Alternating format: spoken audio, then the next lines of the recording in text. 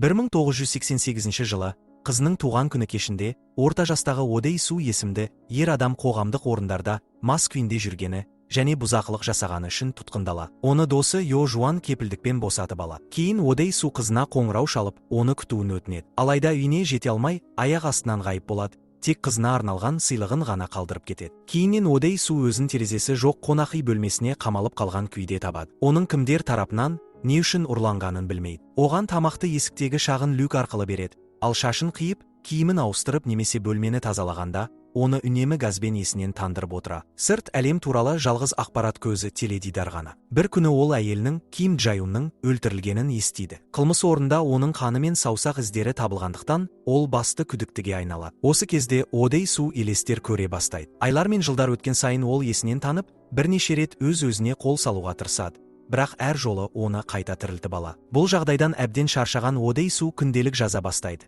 Және өзіне ренжіп кек сақтауы мүмкін адамдардың тізімін жасайды. Сонымен қатар, бір күні қажет болады деп, өзін төбелеске үйрете бастайды. 6 жыл өткен соң, ол металдан жасалған таяқша көмегімен қабырғаны тесіп, саңылау ашады. Жылдар бойы бірнеше кірпішті алып тастап, қолын сыртқа созғанда, жаңбырды сезе алады. Ол қашуды жоспарлап, тесік жерді төсектің көмегімен жауып қояды. Бірақ тесікті толық жауып үлгермей, иықтататын газбен есінен танып қалады. Ол төсекте жатқанда бөлмеге бір әйел келіп, оны гипноздайды. 15 жыл тұтқында болған соң, Одей Су чемоданнан шығып, таза костюм мен сағат киіп сыртқа шығады. Көзін жарыққа үйретіп жатқанда, чемодан ішінен өз күнделігін көреді. Ол айналасына қарап, парапетте отырған тағы бір ер адамды көреді. Ол итімен бірге отырып, Одей Суға өзін секіруден тоқтатпауын өтінеді. Адам баласын алғаш рет көріп тұрған Одей Су оның қолын ұстап, бетіне тигізеді. Ер адам Одей Суға, мен хайуаннан артық емеспін, бірақ өмір сүруге менің де құқығым бар шығар, деп сұрайды. Одей Су жай ғана күліп, оның сөзін қайталайды. Ер адам артқа құлағалы тұрған сәтте, Одей Су оның галстугынан ұстап алады. Ол ер адамға алдымен өз оқиғасын айтып беруін сұрайды. Әңгімесін айтып болған соң, Одей Су кетіп,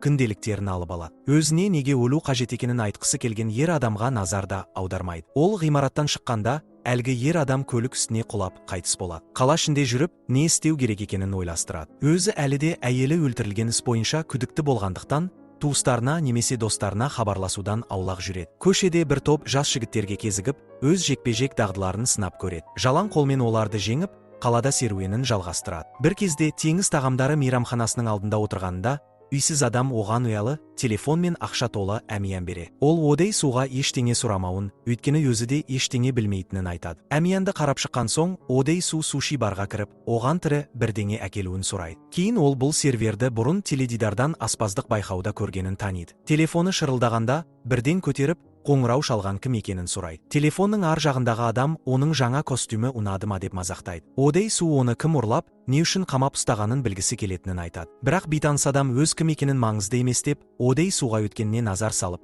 не үшін қамалғанын өзі түсінуі керек екенін айтады. Содан соң тезірек оны табуын сұрап, қоңырауды үзеді. Телефонды қойған сәтте, сервер тірі 8 аяқта келеді. Ол турайын ба деп сұрайды. Бірақ Одей Су оны өзі ұстап алып, тірідей жеп қояды. Тамақтан соң есінен танып қалады. Оянған кезде, ол сол сервердің пәтерінде қызудан айығып жатқанын көреді. Қыз берген дәрінің әсері күшті болғанын айтады. Әжетханаға қарай беттігенде, қыз құлып сынып қалғанын, бірақ артынан ермеуін, өйткені пышағы бар екенін ескертеді. Ескертулерге қарамастан, Одей Су ішке кіріп, қызға күш қолдануға тырысады. Қыз оны пышақтың сабымен басынан ұрып, тойтарыс береді. Одей Су пәтерден кетпек болғанда, қыз оны тоқтатады. Өзін Мидо деп таныстырып, өзі де онымен жақындасқысы келетінін, бірақ дайын болмайынша болмайтынын айтады. Кейін Одей Су Мидоның көмегімен жоғалған қызын іздеуге шешім қабылдайды. Олар қызының Швециядан келген бір отбасы асырап алғанын біледі. Содан кейін қызына қол жеткізуден бас тартып, өз өмірін ойран еткен адамды іздеуге кіріседі. Бір күні Мидо Эвергрин деген қолданушыдан онлайн хат алады. Ол граф Монте-Кристо жайында сұрайды. Одей Су жақындап келгенде, Эвергрин одан үлкен түрмеде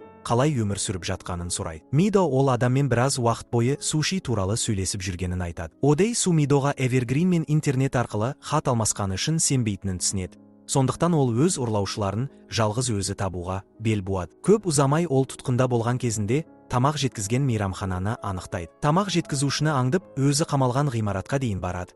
Және күзетшілердің біріне балғамен шабуыл жасайды. Кейін бұл түрменің ақылы қызмет көрсететін қылмыстық ұйым тарапынан басқарылатынын біледі, яғни олар адамдарды ақшаға тұтқындап ұстайды екен. Одей Су мекеменің басшысы мистер Пакты балғаның тістермен тістерін жұлып азаптайды. Мистер Пак оған Одей Суға тапсырыс берген клиентпен жеке кездеспегенін, бірақ телефон қоңырауын жазып алғанын айтады. Одей Су жазбаны алып, ғимараттан кетпекші болады. Бірақ Пактың кеңсесінің сыртында оны бір топ жігіт күтіп тұрады. Қолында тек балғасы мен жұдырығы ғана болса да, ол олардың барлығымен шайқасып, жеңіп шығады. Тіпті арқасына пышақ соғылғанына қарамастан, күресті жалғастыра береді. Ғимараттан шыға бере, арқасындағы пышақты жұлып алып, жерге құлап түседі. Көшеден бір адам оны тұрғызып, таксиге отырғызады. Бейтаныс адам такси жүргізушісіне мекен жайды айтып, өзінің Одей Суды қамап ұстауға жауапты адам екенін, оны атымен атап таныстырып қояды. Жарақаттарынан әрекет етуге шамасы келмеген Одей Су тек оған үнсіз қарап отырады. Үйге оралған соң, Одей Су мистер Пактың кеңсесінен алған жазбаны тыңдайды. Жазбада Пак пен клиент оның қанша уақытқа қамалатынын, егер шизофрения белгілері пайда болса, қандай дәрілер беруге болатынын талқылайды. Пак Одей Судың не істеп, ұзақ мерзімге қамалуға лайық болғанын сұрағанда, клиент ол тым көп сөйлейді деп жауап береді. Келесі күні Одей Су досы Йохуанға барып, жазбадағы клиенттің дауысын танып қалар ма екен деп сұрайды. Йохуан дауысты тани алмайды, бірақ Эвергринді интернеттен табуға көмектеседі. Эвергрин Одей Суға жазаның мерзімі өтіп кеткенін айтып, оны мазақтайды. Одей Су Мидоның үйіне оралып, Эвергрин туралы не білетінін анықтау үшін оны азаптай бастайды. Ол Мидодан көбірек ақпарат алуға тырысып жатқанда,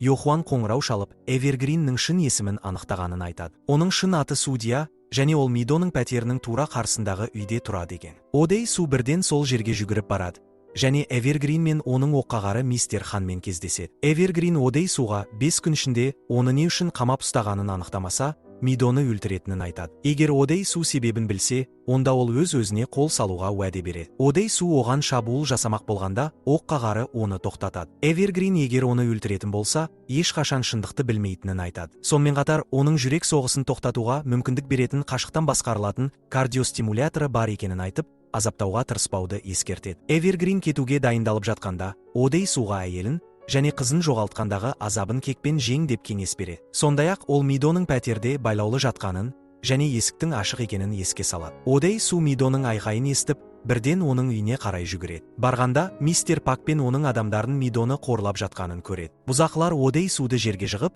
мистер Пак оның тістерін балғамен жұлып алмақшы болады. Бірақ бір қоңырау бұл әрекетті тоқтатады. Кейін мистер Хан келіп, мистер Пакқа ақша толы чемодан ұсынады. Чемоданды көрген соң, Пак ақшаны алып, Одей Суға тиіспеуге келіседі. Одей Су Мидоға қол көтергені үшін Пактың қолын кесіп тастаймын деп қорқытады. Пактың адамдары кеткен соң, Одей Су мен Мидо бірден пәтерден кетіп қалады. Мотельге бара жатқан жолда Мидо ән айтып, Одей Суға жақындасуға дайын екенін білдіреді. Олар жақындасқаннан кейін бөлмеге иықтататын газ тарайды. Ал бұл кезде Эвергрин ішке кіріп, оларға бір сәлемдеме қалдырып кетеді. Олар сәлемдемені ашқанда, ішінде мистер Пактың кесілген қолын көреді. Одей Су Эвергрин оларды тыңдап жүргенін түсінеді де, дүкенге барып, тыңдау құрылғысын тауып, одан құтылады. Кейінірек Одей Су мен Мидо Йохуанның интернет кафесіне барып, Эвергрин туралы көбірек ақпарат іздейді. Мидо интернеттен іздеу нәтижелерін қарап жатқанда, Одей Су мен Йохуан Эвергрин олардың бұрынғы мектептегі сыныбының аты болғанын түсінеді. Одей Су мен Мидо мектепке барып, 1979 жылғы сынып жылнамасын қарайды. Ол кезде Эвергрин есімді адам олардың сыныптасы Ли Уджин екені анықталады. Одей Су Йохуанға қоңырау шалып, Уджин туралы не білетінін сұрайды. Йохуан есімін танымағанын айтады. Содан кейін Одей Су Йохуаннан Суа деген қыз туралы сұрай бастайды. Йохуан оның басқа мектепке ауысқаннан кейін қайтыс болғанын айтады. Одей Су көбірек ақпарат сұрағанда, Йохуан Суа тым жеңілтек болғанын айтады. Бірақ олардың бұл әңгімесінен бейхабар болып, дәл сол сәтте Уджин Йохуанның интернет кафесінде болады. Суаны сипаттаған сөздерге ашуланған Уджин Йохуанды өлтіріп тастайды. Және Суа оның қарындасы болғанын айтады. Одей Су мистер Пакты тауып алып, өзінің тұтқындалуы туралы толығырақ сұрайды. Қолынан айырылған соң, Пак оны гипнозға бейім болу үшін суға дәрі қосқанын мойындайды. Сондай-ақ ол Мидоны қорғауға келіседі, ал Одей Су Уджинді табуға аттанады. Тағы бір бұрынғы сыныптасы Одей Суға Суа туралы қауесетті таратқан адам Йохуан болғанын айтады. Одей Су содан кейін мектептегі бір оқиғаны есіне түсіреді. Ол Уджин мен Суа арасындағы жақын қатынасты байқап қалған екен. Сол оқиғадан кейін мектеп ауыстырмас бұрын ол бұл туралы Йохуанға айтып берген. Уджиннің қалдырған деректері арқылы Одей Су оның қайда тұратынын анықтайды. Ол Уджинмен кездесіп, мектептегі оқиғаны ұмыттыру үшін гипноз қолданғанын айыптайды. Бірақ Уджин гипноз қолданбағанын айтып, ол оқиғаның маңызды болмағандықтан Одей Судың өзі-ақ ұмытқанын айтады. Уджин Суа туралы қауесеттер Одей Су кеткеннен кейін тарай бастағанын, ал ол қауесеттер соншалықты күшейіп кеткенін, Суа өзіне өзі жүкті екеніне сеніп қалғанын айтады. Уджин бұл үшін Одей Суды кінәлайды. Одей Су оны қарындасын өлтіргені үшін айыптайды.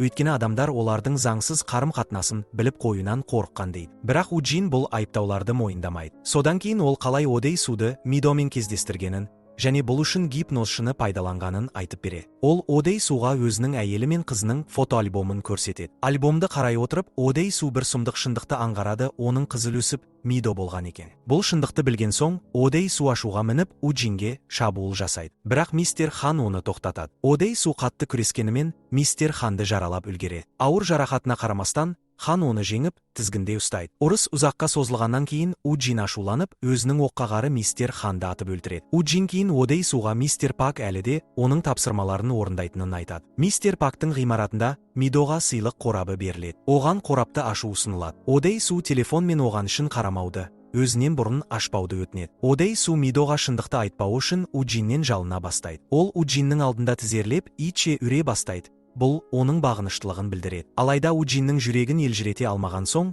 Одей Су өз тілін кесіп тастайды. Содан кейін Уджин мистер Пакқа қорапты ашпау туралы бұйрық береді. Уджин кетіп бара жатып, Одей Суға өзінің кардиостимуляторына арналған пультты тастап кетеді. Бірақ ол түймені басқанда, құрылғы жай ғана Мидомен жақындасқан сәттерінің дыбысын ойнатады. Ли Уджин лифтіге мініп, қарындасының өлімі туралы естеліктермен бөліседі. Ол Суаны құтқаруға тырысқанымен, Суа оған қоя бер деп айтады. Лифт ашылған сәтте Уджин басына оқ атып, өзін өзі өлтіреді. Енді шеттегі ауылда өмір сүріп жатқан Одей Су гипнозшыға хат жазып, өз оқиғасын баяндайды және көмек сұрайды. Бастапқыда гипнозшы көмектескісі келмегенімен, хаттың соңғы сөйлемі оның ойын өзгертеді. Сол сөйлемде былай делінген: мен хайуан болсам да, өмір сүруге құқым жоқ па? Гипнозшы бұл әрекет есте сақтау қабілетіне кері әсер етуі мүмкін екенін ескертеді. Одей Су соған қарамастан, сеансты өткізуді қабылдайды. Сеанс кезінде гипнозшы оның санасын екіге бөледі. Біреуі шындықты білмейтін тұлға, ал екіншісі құпияны сақтайтын құбыжық. Бұл құбыжық әрбір қадам сайын бір жасқа қартая береді.